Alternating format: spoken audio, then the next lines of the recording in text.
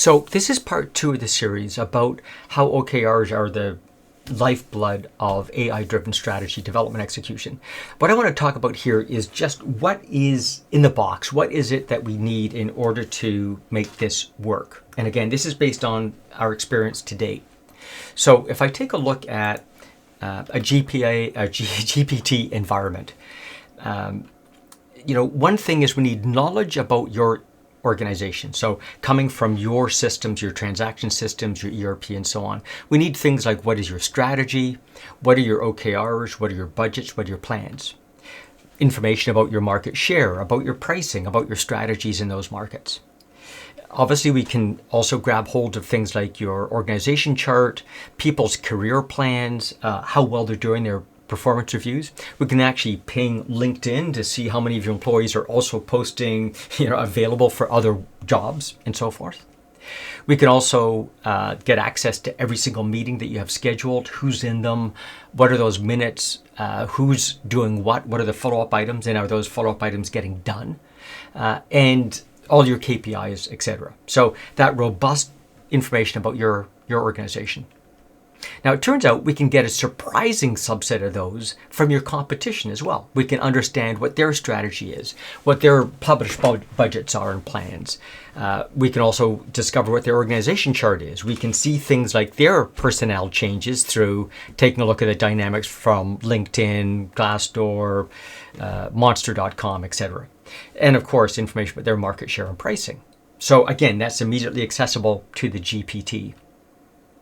Now, other businesses, so maybe not your direct competition, maybe not even your sector, but we can understand their strategies in the same markets or the same regions you're working in. We can understand their budgets in the same markets or regions you're working in. We can understand their organization chart, their successes and failures around personnel and hiring in those markets that you're looking for and regions and so on, their market share and so on. So again, available to the GPT.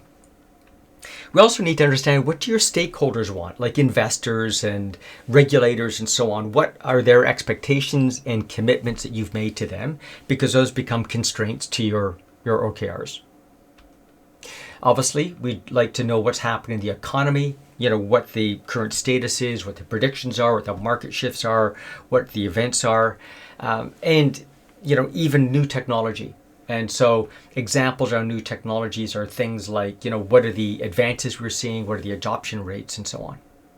And so this becomes, I'm going to call it the metaverse. What is the information that's required? And there's more than this, like weather fronts and so forth.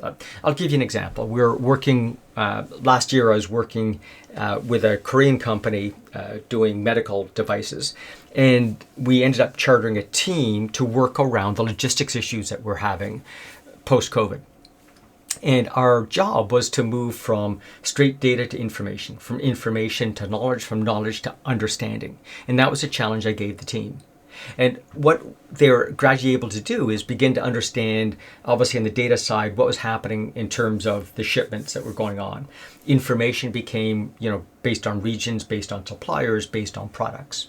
Knowledge became understanding about what the overall environment was looking like, what the trends were, and so on. When we fed this into the GPT, what we began to see is some interesting things. For example, the GPT observed that we're having a bunch of shipping problems from a particular region. When it looked at that region, it discovered that not only were there logistics problems, but it checked the weather, of all things, and discovered there's some typhoon issues that were going on that were causing power outages and so on.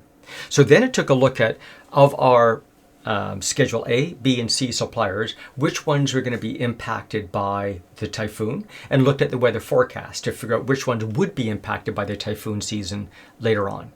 Based on that, it prioritized the A, B, and C suppliers to figure out which ones are most likely to be able to hit the deadlines for the specific components that they delivered, and gave us a risk profile for each of those suppliers, and was able to make a recommendation about what purchase orders we should cut and even what logistics routes we should recommend going forward.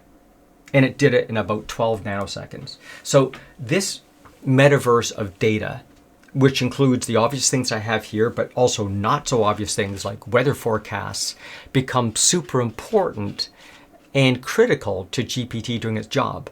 But in the story I just told you, you can understand that we as humans could have done that had we had the bandwidth and the time, had we had the business acumen to think about these other things, and the thought process of looking at what the competition was doing, what the suppliers were doing, and so forth. So that's what that metaverse looks like, and that's why when you put this together, you can see the beginning of what GPT can do in our strategy execution cycles.